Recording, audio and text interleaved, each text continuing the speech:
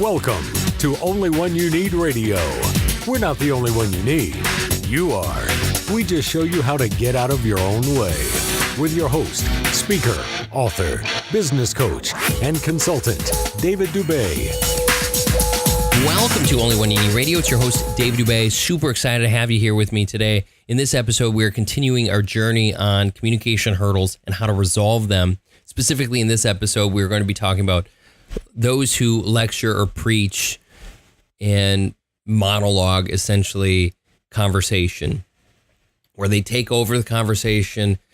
And this one's pretty simple, but there's something about it that I want to dive deep into with you that I think I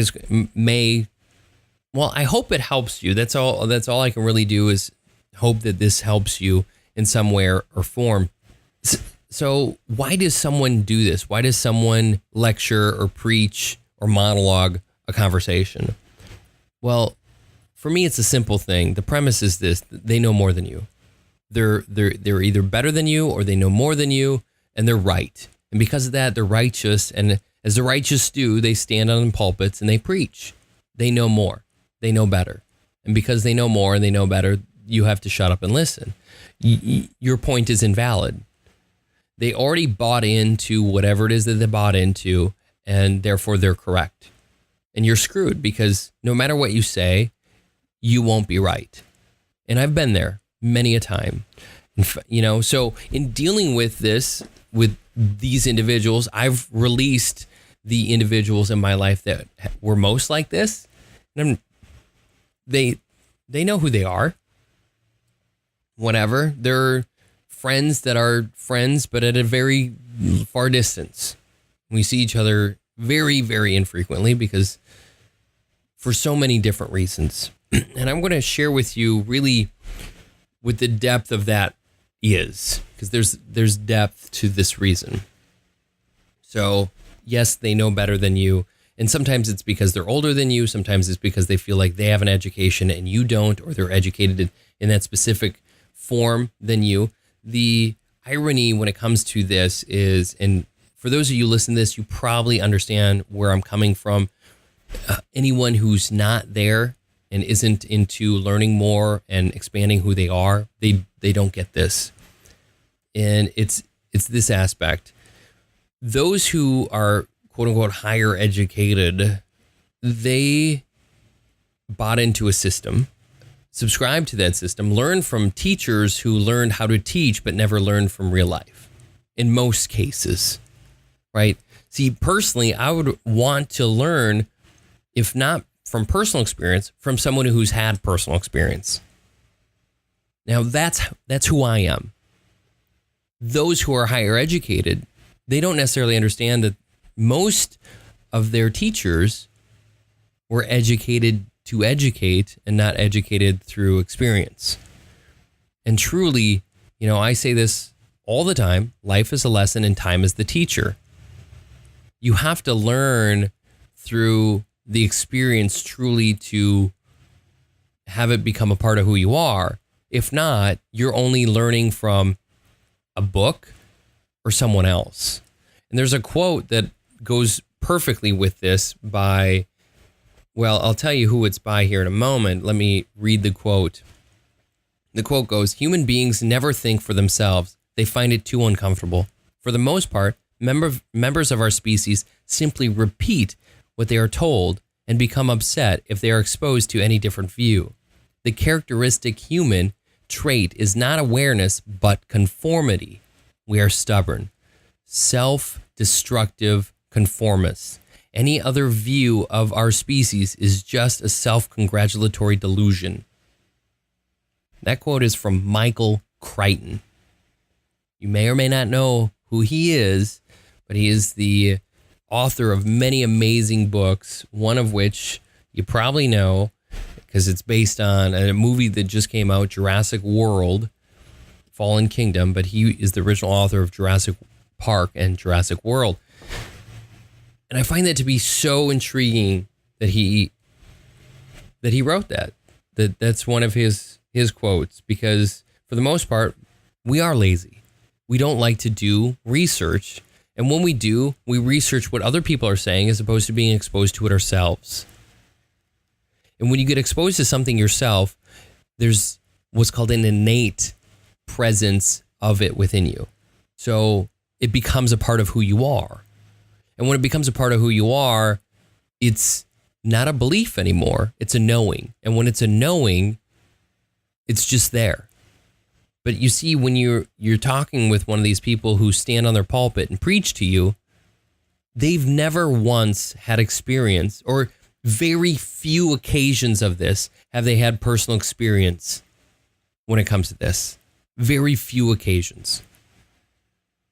So the ones that have personal experience and are really being authoritative when it comes to this, they have true reasoning for their preaching and their lecturing to you. But for those who don't, this is directed towards a majority of the people who do this. They are people who buy into their own bullshit, who think their shit don't stink, and they want you to smell it too. I've dealt with this many, many times. And one of the ways that I deal with individuals like this that I cannot remove directly from me is I avoid topics in which they need to pulpit. I avoid those topics. Why? Because they are so bought into by whether it's mainstream media or whether it's their teachings and the things that they learn. I remember bringing up a certain documentary to a friend of mine. And this friend of mine responded to me talking about this certain documentary as like, there's no way that this is valid at all. And one of the places in which this documentary aired is a channel that is known for not so great things based on where you read, and especially where he reads, and brought that up to me. And I said, that's interesting that you say that, because of the channel that airs it means no one should pay attention to, is what you're saying. It's like, my sister is blind and autistic, and it's like someone saying, well, she's stupid and therefore the entire family's stupid, so you shouldn't talk to any one of them. Is that fair to A, her? Is that fair to B, the rest of the family? And that was my response, is like, if you're going to read what other people say about it, who all buy into the fact that, quote unquote, that place where it originated or that aired it is a bad place because everything that they air is not, you can't believe any of it. And it's not that I was saying you should believe it. I'm saying you should check it out. There's a huge difference there. And mind you, their buy-in to it was all purely one-sided. They couldn't see any other version of it based on their personal beliefs. And even when I brought it up to them, it's like them judging my family. My family.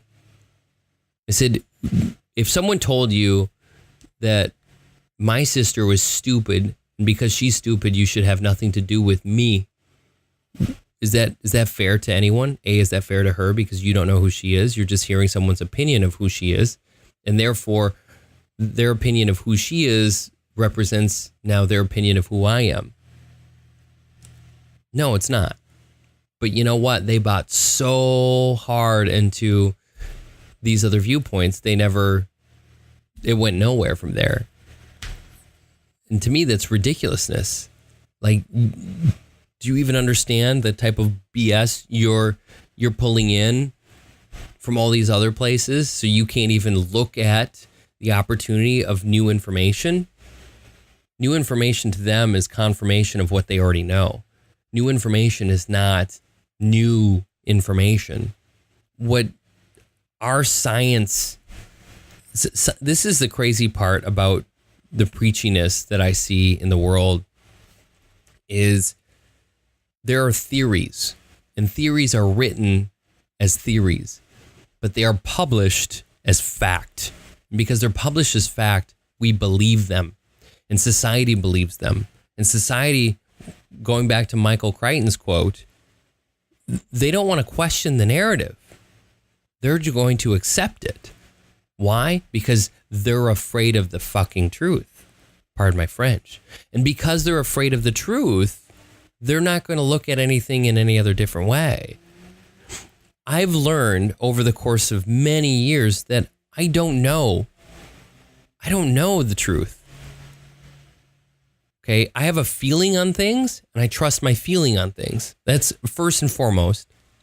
The second part is if I've never experienced it, and I'm not directly associated with someone who has, meaning I don't have a relationship with someone who's experienced it personally, and know them enough to know that they're not bullshitting me, then I don't know that I know the answer. That I don't know I know the truth. So let me tell you the benefit of not knowing if you know the truth. The benefit is you open yourself up to so much more possibilities. You open yourself up to more possibilities. Let me ask you this question. Would you like more money, yes or no? I'm going to think, like I can't see you, but I'm going to assume you're saying, yeah, I would like more money. Would you like more opportunity, yes or no? Okay, once again, I can't see you, but I'm going to assume you're going, yeah, I'd like more opportunity. Here's the thing. Hold less attachment to the things you know is true and let things just be. And as you let things be, more things will happen for you and to you that you would never have ever imagined before. And the cool part about that is when that happens, your life transforms fast. The first thing you have to do is you have to stop paying attention to those who lecture and preach.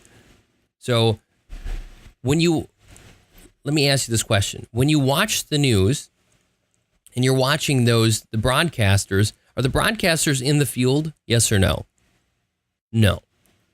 Okay. And then then you're going to say, well, but they send people to the field. Okay. Do they have green screens? Are green screens available to these people? Yes or no? Oh, yeah, they are. Okay. Do you think any of the 100% of every single story that you hear is true? Yes or no? I hope you're going to say no. But if you buy into it, you're going to say yes. That's where the problem lies. See, I stopped listening and watching the news a long time ago. And when I did, I stopped focusing on the shit that I didn't care about and the shit that brought me down and made me feel like crap. Because ultimately, by making you scared, they control you. Simple as that. You don't have to believe me, but it's simple as that. When you release that and relinquish that and you focus on the things that you can control, which is you and what you do, great. Now you can focus on what you learn, how you learn it, and growing that way. And when you stop attaching yourself to the quote unquote what isness, other people who are preaching and they're told what to say, once you release yourself from those types of people, you can then focus really and ultimately on the things that you want for yourself. And you grow very rapidly because now your focus is literally intentional. And it's in a positive direction. It's in the direction you want for yourself, not the direction someone else wants for you. You're not learning from people who are told what to say. You're learning from people or individuals and from experience that you want. And there's transformation that occurs in that. There's massive benefits to having that happen. But they're not going to happen if you continue to do what you do. And if you are one of these people that is a monologuer and a preacher, it's because you subscribe so much into your own bullshit that you want other people to smell it. And if you want people to change their lives, you have to stop preaching to them. Preaching has never changed someone's life. It doesn't. See, you can't change someone else's life unless they want it to be changed by you. That's how it works. Like, I didn't force you to listen to this episode. You turned it on and you listened to it yourself. You see, that was your want of learning something new. That's it. Because you wanted to learn something new, you got it, and now you're attached to it. And it's your ability to accept it as something that's worthwhile to you or not. But it's up to you after I give it to you. When you're preaching to someone, oftentimes they're resentful of it. They're thinking, why are you even talking? Shut up already. I either know what you're saying or I'm not interested in what you're saying. And that doesn't solve anything for anyone. But when you go to someone and you feel like preaching to them, and I've made this mistake. I've made the mistake of preaching to someone. And then I've also been cognizant enough to be like, whoa, okay, I'm sorry, I did that. Can I ask you a question? And they're like, okay, wow. They apologize. And then, wow, now they're asking to ask a question. Okay. So I don't know anyone who says no to that. I'm sure it's happened and I'm sure it will, but ask them, can I ask you a question? They'll be, yeah. And then say something like, okay, I was just preaching to you and I'm sorry, but do you want to know what I would do in your situation? And if they say yes, then tell them. If they say no, then don't tell them. It's that simple. It's that easy. It's that powerful. Because when they actually accept it and say yes, then they actually might do something with it. But when you just are overbearing and pushing yourself onto them, it's verbal rape is really what it comes down to. No one wants it. Like, I didn't ask for it. I don't want it.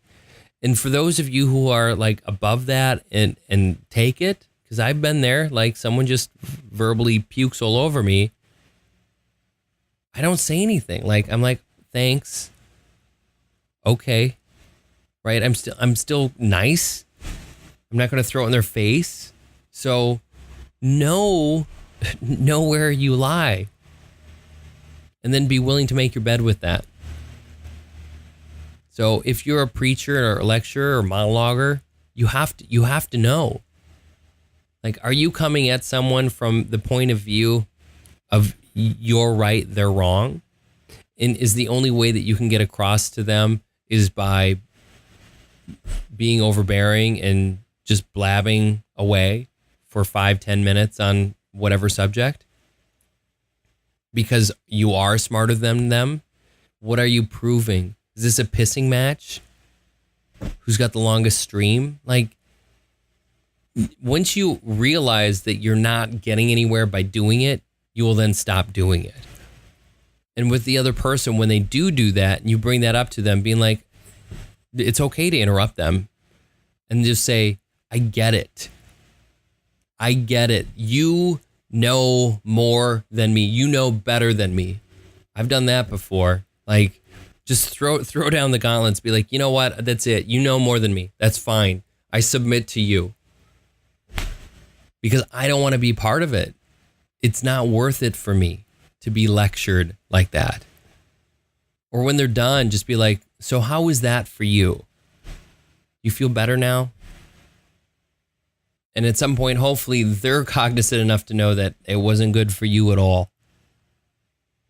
You know, it's okay to say to them, I get it. You think you know more than me. Or you think you're right. And it's okay to think you're right. But I'm also right. And you have to be okay with that. And if you're not, that's fine too. But you then have to be okay with not being okay with it. Because I'm okay with it. I'm okay with me being me and you being you and us not being right together. I'm okay with that. You see, once you get to that truth, they can maybe realize that monologuing isn't the right thing to do. That owning the conversation and being the preacher from the pulpit is not going to work. But unless you do that, they're not going to know. And the other part too, like I said in the beginning, just avoiding those conversations that they're going to feel entitled to do that and to be that way is also going to be helpful. And the crazy part about it is, for knowing what I know and, you know, admitting even to some of those who are close to me that I don't have conversations like that because this is how they are, they still don't get it. See, I get that I don't know everything. And I don't think that I know more necessarily. Like, I know what I know. But if I'm going to share my ideals with someone, I'm going to make sure that they want to hear it. It took me a long time to realize I can't change someone by preaching at them. But when I figured it out, influence became so much simpler, so much more easy. And the change and transition between where someone is and where I'd want them to be becomes easier to attain when you understand that this isn't the way to do it. Anyway, I've gone so long into this. I hope that this was of value to you. Please share your comments, your feedback with me. If you're on YouTube, subscribe, get notified. If you're on iTunes, rate this channel. I would appreciate it so very much. Dave Dubé with Only One You Need Radio. It's time that you be the person you're meant to be. Believe in all that you're capable of and become more than you thought imaginable. I'll catch you on the next episode. Take care.